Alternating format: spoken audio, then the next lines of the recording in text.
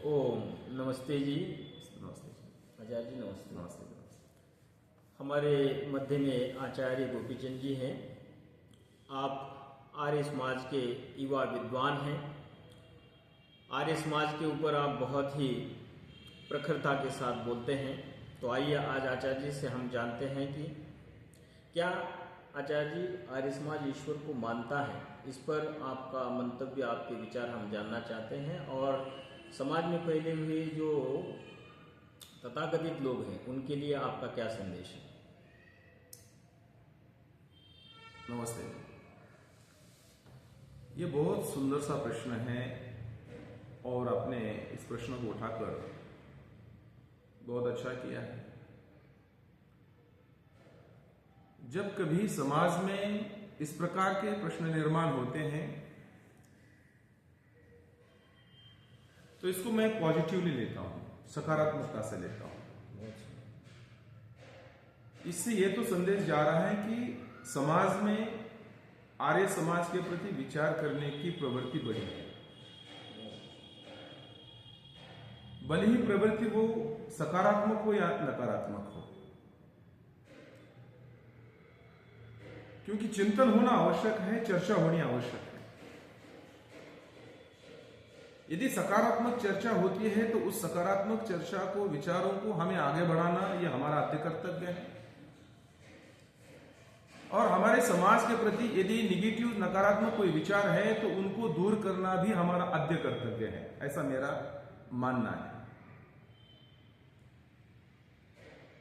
ठीक है, जिन लोगों ने यह प्रचार किया कि आर्य समाज ईश्वर को नहीं मानता, वो शायद आर्य समाज को जानते नहीं या जानना नहीं चाहते। एक शब्द में कहूं तो केवल पूरे संसार में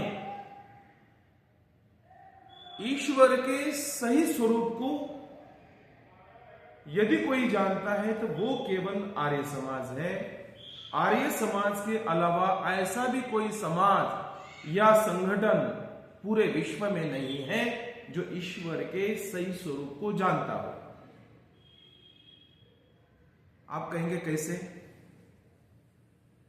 देखो, समाज में एक रूढ़ी है और यह परंपरा चल पड़ी है कि जो लोग मंदिरों में जाते हैं, जो लोग मस्जिद में जाते हैं, जो लोग गिरजाघरों में जाते हैं या अपने अपने प्रार्थना स्थल में जाकर नतमस्तक होते हैं, वही केवल ईश्वर को मानते हैं। एक समाज की रूढ़ी है और यही परंपरा बनी हुई है। अब प्रश्न यह निर्माण होता है कि जहां पर ये नतमस्तक होने जाते हैं, क्या वहां पर ईश्वर है? अब यह चिंतन की आवश्यकता है। या केवल वहीं पर ईश्वर है या कहीं और भी ईश्वर है, यह प्रश्न निर्माण है। यदि इसको समझना है तो हमें आप्त पुरुषों के वचनों को प्रमाण मानते हुए, विद्वत वचनों को प्रमाण मानते हुए, शास्त्रों को प्रमाण मानते हुए हमें चलना पड़ेगा। तभी सही मायने में आपके प्रश्नों तक हम पहुंच पाएंगे, समाज के प्रश्नों का हम उत्तर देना चाहेंगे। और जो भी समाज का तथाकथित व्यक्ति जो ये कहता है कि आर्य समाजी या आर्य समाज ईश्वर को नहीं मानता, उनको सामने आना चाहिए और निष्पक्षपाती होकर, पक्षपात से रहित होकर चिंतन करने के लिए आगे बढ़ना चाहिए। मूलतः अब यह देखना पड़ेगा कि आर्य समाज है क्या, आर्य समाज किसने स्थापन किया और जिस व्यक्ति ने स्थापन किया उसका मंतव्य क्या था आर्य समाज के प्रति, या आर्य समाज की स्थापना के पीछे उद्देश्य क्या था। दो चार प्रश्न निर्माण होते हैं। और देखो, जो व्यक्ति जिस पंथ को, जिस समाज को आगे बढ़ाता है, उसका चरित्र चित्रण हमारे सामने होना आवश्यक है। तो सबसे पहले जिस महान व्यक्ति ने, ऋषि देव दयानंद जी ने आर्य समाज की स्थापना की, क्या वो ईश्वर को मानते थे?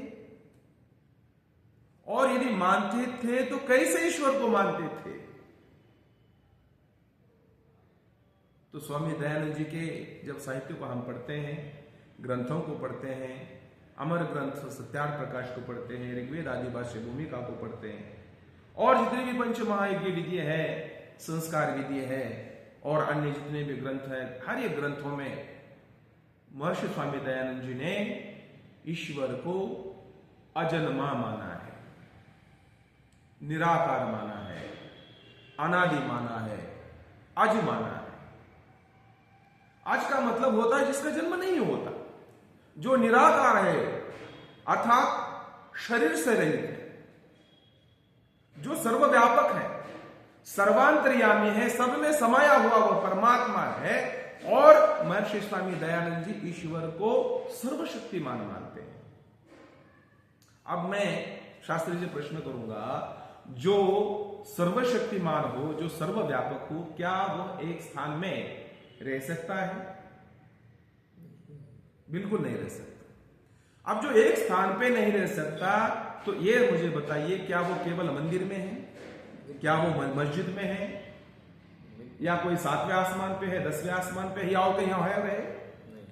नहीं। इसका मतलब है वो परमात्मा सर्वव्यापक है, सर्वांतर्यामी है, और जो सर्वव्यापक होता है वही सर्वशक्तिमान होता है। जो एक देशी होता है वो कभी सर्वशक्तिमान नहीं हो सकता, और जो सर्वशक्तिमान नहीं होता वो सर्वज्ञ भी नहीं हो सकता, और जो सर्वज्ञ होता है वही सर्वशक्तिमान होता है, क्योंकि वही सबको जानता है। तो आपके प्रश्न के प्रति मैं आता हूं कि जिस समाज की स्थापना ऐसे ऋषि ने की, वो जो ऋषि ईश्वर को सर्वव्यापक मानता है, सर्वत्र मानता है। तो स्वामी देव दयानंद जी से पूछा गया कि स्वामी जी आपके मत क्या है? तो मेरे ऋषि ने कहा, मेरा कोई भी मत नहीं है, मेरा मत केवल वही है जो वेद का मत है। बहुत सुंदर। अब मुझे बताइए, दुनिया का कौन सा ऐसा बुद्धिमान व्यक्ति है, विद्वान व्यक्ति है, दार्शनिक व्यक्ति है जो वेद को नहीं मानता? और आगे बढ़ के कहूंगा, जो वेद को नहीं मानता वो अज्ञानी है, वो ज्ञानी नहीं है। अब तो यह सिद्ध भी हुआ है कि दुनिया में सबसे पुरानी पुस्तक यदि ग्रंथ कोई है तो वो ऋग्वेद है। अब ये मुझे समझाइए कि ऋग्वेद के हर एक मंत्र का एक एक अंश कह रहा है, हे मनुष्य तू अपना कल्याण कर, और जिससे समाज का, राष्ट्र का कल्याण हो। वहां ना किसी जाति का नाम लिया है, ना किसी पंथ का नाम लिया है, ना किसी एक प्राणी का नाम लिया है। वहां जीवात्मा के कल्याण के लिए ही सर्वदा कामनाएं की गई है। तो ऐसे वेद मंत्र जो सर्वव्यापक ईश्वर को मानते हैं, उस ईश्वर को आर्य समाज मानता है। आप मुझे ये बताइए, तो आर्य समाज से ज्यादा ईश्वर को कौन मानता है? मैं तो ये कहूंगा, केवल दुनिया में एक ही सर्वश्रेष्ठ समाज है जो आर्य समाज के नाम से स्वामी दयानंद जी ने स्थापित किया। वही केवल परमपिता परमात्मा ईश्वर की सर्वशक्ति रूप निराकार परमात्मा को मानता है। अब प्रश्न यह है, यदि मानता है तो उसको कैसे मानता है, उसकी पूजा अर्चना कैसे करते हैं? तो आर्य समाज जो है ईश्वर को सर्वव्यापक, सर्व मनुष्य में, प्राणी मात्र में मानते हुए सबके हितार्थ उससे प्रार्थना करता है। और प्रार्थना क्या करता है कि सर्वे भवन्तु सुखिनः, सर्वे सन्तु निरामया, सर्वे भद्राणि पश्यन्तु मा कश्चित् दुःख भाग् भवेत्। तो आर्य समाज क्या मानता है? आर्य समाज सभी प्राणी मात्र के कल्याण की वंदना करता है, प्रार्थना करता है, परमात्मा से प्रार्थना करता है कि हे परमपिता परमात्मा, आप सर्वव्यापक हो, सबकी मनोकामनाओं को पूर्ण करने वाले केवल आप ही आप हो, और मानव मात्र के कल्याण के लिए हम सब आपसे प्रार्थना करते हैं। तो आर्य समाज ईश्वर को मानता है, ईश्वर के निराकार स्वरूप को मानता है, सर्वशक्तिमान ईश्वर को मानता है। हाँ, केवल यदि आप किसी एक स्थान पर जाकर के आप कहेंगे कि यहां पर आप मानो, ऐसा नहीं। हाँ, हम मानते हैं, आर्य समाज मानता है कि हर घर में, मंदिर में भी ईश्वर है, मस्जिद के हर कोने में ईश्वर है, गिरजाघर के हर कोने में ईश्वर है, विश्व के हर कण में ईश्वर है। मगर ईश्वर को मानने का तरीका, उसको पूजने का तरीका, उसकी उपासना करने का तरीका, उसकी प्रार्थना करने का तरीका अलग है, और ये अलग तरीके से हम मानते हैं। और आर्य समाज वही मानता है जो ऋषि देव दयानंद मानते थे, और ऋषि देव दयानंद ने जो माना है, और उन्होंने अपने विचारों को अमर रखने के लिए, जीवित रखने के लिए, समाज में बदलाव के लिए, अपने विचारों को प्रसारित और प्रचारित करने के लिए इस समाज की स्थापना की है। इसलिए मैं शास्त्री जी यही कहूंगा कि आर्य समाज ही ऐसा है जो सही सच्चे शिव को मानता है, जो शिव सर्वव्यापक है। जी, बहुत बहुत धन्यवाद आचार्य जी का। आचार्य जी ने बहुत ही सारगर्भित और बहुत ही सुंदर विचारों को आप सबके मध्य में रखा है। आचार्य जी के ऐसे ही बहुत ही सुंदर विचार सुनने के लिए आप आगे बढ़ करके इनके विचारों को सुने। आर्य समाज क्या है, आर्य समाज के सिद्धांत क्या है, महर्षि देव दयानंद सरस्वती महाराज के बारे में जानने के लिए अनेक प्रवचन आपको सुनने को मिलेंगे। आप सभी का बहुत बहुत धन्यवाद, और आचार्य जी का बहुत बहुत ओम नमस्ते जी शास्त्री जी, बहुत बहुत धन्यवाद।